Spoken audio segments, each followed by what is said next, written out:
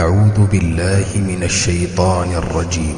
قال فما خطبك يا سامري؟ قال بصرت بما لم يبصروا به فقبضت قبضة من أثر الرسول فنبذتها وكذلك سولت لي نفسي. قال فاذهب فإن لك في الحياة أن تقول لا مساس وإن لك موعدا لن تخلفه وانظر إلى إلهك الذي ظلت عليه عاكفا لنحرقنه ثم لننسفنه في اليم نسفا إنما إلهكم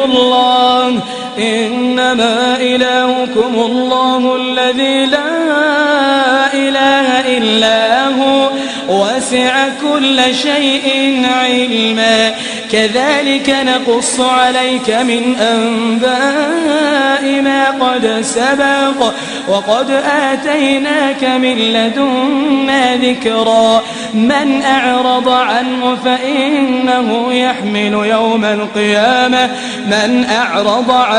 فإنه يحمل يوم القيامة وزرا خالدين فيه وساء لهم يوم القيامة حملا يوم ينفخ في الصور ونحشر المجرمين يومئذ زرقا يتخافتون بينهم إن لبثتم إلا عشرا نحن أعلم بما يقولون إذ يقول أمثلهم طريقة إن لبثتم إلا يوما ويسألونك عن الجبال فقل ينسفها ربي نسفا فيذرها قاعا صفصفا لا ترى فيها عوجا ولا أمتا يومئذ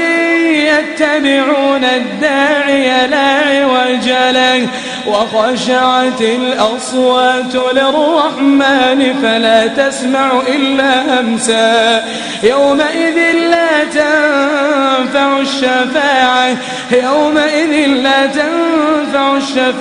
إلا من أذن له الرحمن ورضي له قولا يعلم ما بين أيديهم وما خلفهم ولا يحيطون به علما وعنت الوجوه